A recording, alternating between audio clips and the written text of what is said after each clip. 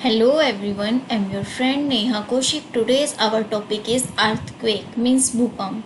आज हम इसमें पढ़ेंगे कि भूकंप कहते किसे हैं, किसके कारण आते हैं और भूकंपीय तरंगे मीन्स वेव्स जो हैं वो कैसे होती हैं, कितने प्रकार की होती हैं. पूरा का पूरा कंप्लीट टॉपिक आज हम इसमें करेंगे.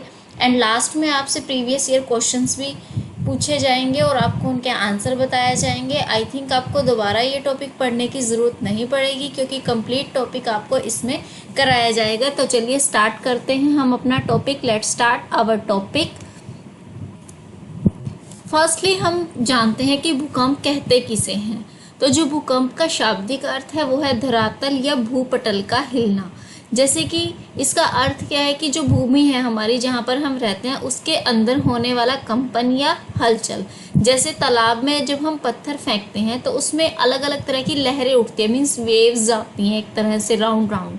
वैसे ही पृथ्वी की जो चट्टानें हैं उनके हिलने से भूकंप की उत्पत्ति होती है. पृथ्वी की सतह पर अचानक तेज हलचल होने से क्या होता है, जो पृथ्वी की आंतरिक ऊर्जा होती है वो बाहर निकल जाती है और जिनसे भूकंप की तरंगों का निर्माण होता है. नेक्स्ट है हमारे पास भूकंप विज्ञान. अब विज्ञान की वह शाखा जो हमें भूकंप का अध्ययन कराती है, मतलब जहाँ पे भूकंप के बारे में सब कुछ पढ़ा जाता है कि कैसे आते हैं, कितने तेजी से आए हैं, क्या उनकी गति रही है, उस जगह को हम भूकंप विज्ञान या सिस्मोलॉजी कहते हैं. भूकंप की तरंगों का अध्ययन करने वाला जो यंत्र होता है उसे सिस्मोग्राफ कहते हैं. जैसे कि पिक्चर में भी दिखाया गया है कि जो किस तरह का होता है, वो कैसे उसका अध्ययन किया जाता है भूकंप की तरंगों का. और इस यंत्र की सहायता से हमें क्या पता चलता है कि जो भूकंपीय लहरें आई हैं उनकी गति कितनी है और उनका उत्पत्ति स्थान, मतलब किस जगह से वो नीचे से आई हैं और उससे जो प्रभावित क्षेत्र हुए हैं, आसपास के कहाँ कहाँ क्षेत्रों में भूकंप आया है, वो सब जानकारी हमें सिस्मोग्राफ से ही मिलती है. नेक्स्ट है हमारे पास भूकंप के कारण क्या क्या है, ये किस वजह से आते हैं भूकंप. फर्स्ट है हमारे पास ज्वालामुखी क्रिया. इससे पहले हम पढ़ भी चुके हैं लास्ट वीडियोस में ज्वालामुखी के बारे में. तो जो ज्वालामुखी के कारण जो विस्फोट होता है उसके कारण हमारी जो धरातलीय चट्टानें हैं वो टूट जाती हैं, जिसकी वजह से जो भूकंप का आना स्वाभाविक होता है और इसे कई किलोमीटर तक महसूस किया जाता है. और जापान में सबसे ज़्यादा भूकंप जो है वो ज्वालामुखी से ही आते हैं. नेक्स्ट है हमारे पास पृथ्वी का सिकुड़ना. हाँ, अब ऐसा माना जा रहा है कि जो हमारी पृथ्वी है वो ठंडी होती जा रही है और इसकी जो गर्मी है वो शांत होती जा रही है. इसलिए पृथ्वी के केंद्र जो है उसमें बहुत ज़्यादा भाप बनकर निकलना निश्चित है और जब यह भाप पृथ्वी से बाहर आती है तो कई स्थानों पे भूकंप आ जाता है. नेक्स्ट है हमारे पास प्लेट टेक्टोनिक मीन्स जो हमारा स्थल मंडल है वो कठोर प्लेटों से बना हुआ है.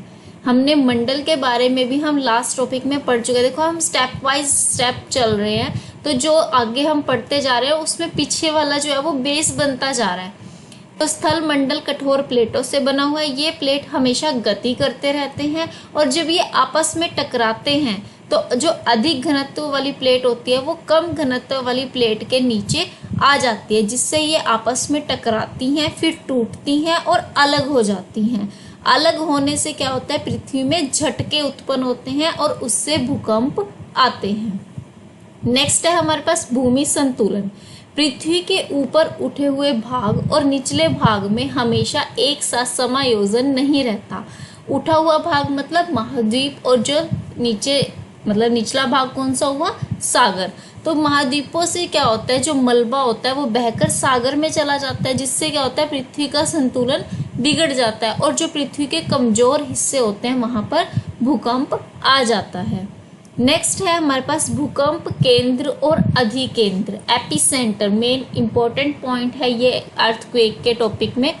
तो भूपटल के नीचे जिस स्थान पर भूकंप की उत्पत्ति होती है, मतलब जो पृथ्वी के अंदर जहां से भूकंप की उत्पत्ति हो रही है उसे तो भूकंप उत्पत्ति केंद्र कहा जाता है. लेकिन जहाँ पे वो अंदर जो उत्पत्ति है उसके ठीक बिल्कुल ऊपर जहाँ धरातल है वहाँ पे जो उसका जो स्थान आता है वो उसे भूकंप अधिकेंद्र कहते हैं.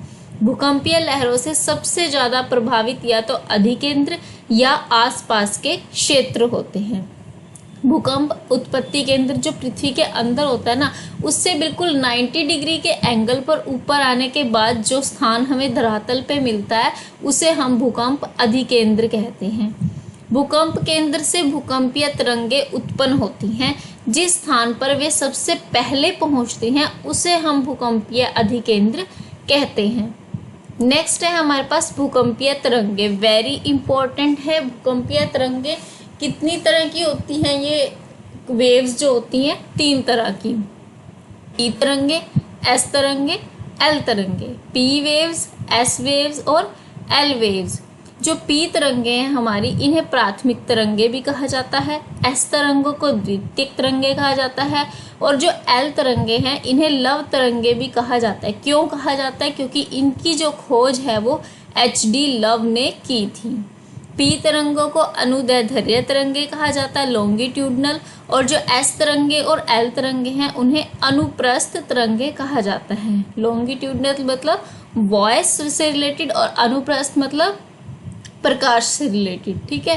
एंड थर्ड हमारे पास जो है कि पी तरंगों की औसत गति 8 किलोमीटर पर आवर होती है, एस तरंगों की 4 किलोमीटर पर आवर और एल तरंगों की 1.5 किलोमीटर पर आवर। सबसे ज़्यादा किसकी होती है औसत गति? पी तरंगों की 8 किलोमीटर पर आवर।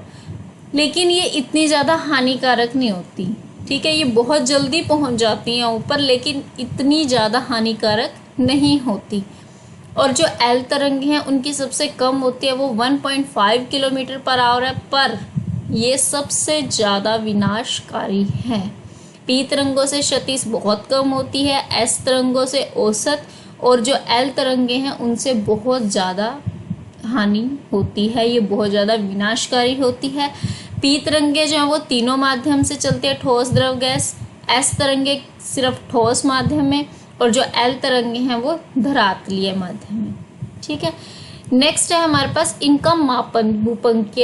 भूकंपीय तरंगे हैं उनका मापन कैसे किया जाता है? सिस्मोग्राफ से पहले भी हम पढ़ चुके हैं, और रिएक्टर स्केल का पैमाने पर इसे मापा जाता है, जिसका पाठ्यांक जो है वो 1 से 9 तक होता है।